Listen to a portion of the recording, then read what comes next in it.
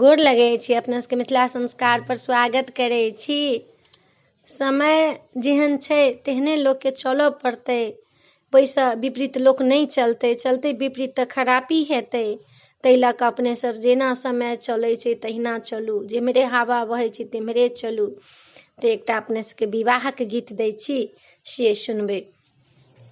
राजा जनक राज्यमे पड़लै अकाल, मिथिलामे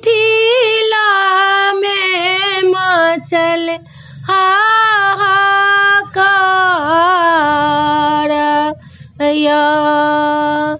मिथिलामे मचल हाहाकार,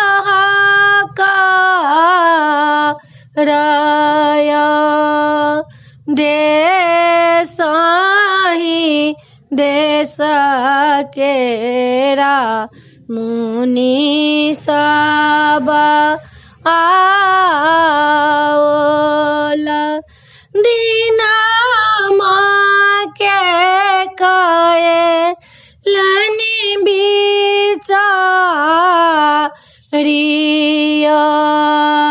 राजा जनक जी राज्य जोतथिन, तखन बरसा हेतै, तखन बरसा हेतै। हरलै राजा पुनौरा गाम गेलनि, हार के देलनि जोतिया। हार के सिरौरेसँ बालिका भेटल, जनक लेल गोदी चढ़ाए।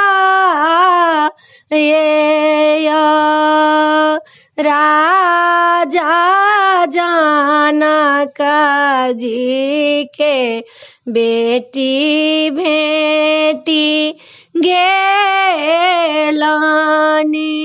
मिथिलामे वर्षा भए गेलै। ओहि बेटी के सीता नाम रखलनि, पड़ि गेल देहि ना माया। ओहि बेटी के जानकी पड़ल, मिथिलामे भेल जयकार।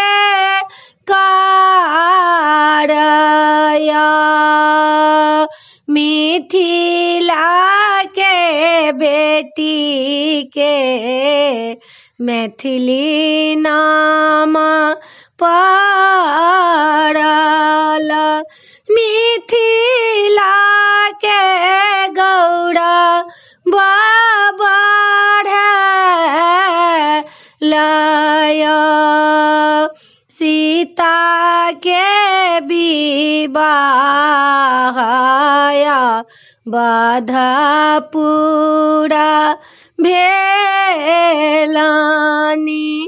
अवध के मन राखिले लय, पृथ्वी के बेटी छली पृथ्वी में समय गेली दुनू कुल के राखी लेली माँ नया दुनू कुल के राखी लेली माँ नया जनक के राजा में पड़ा लाया काला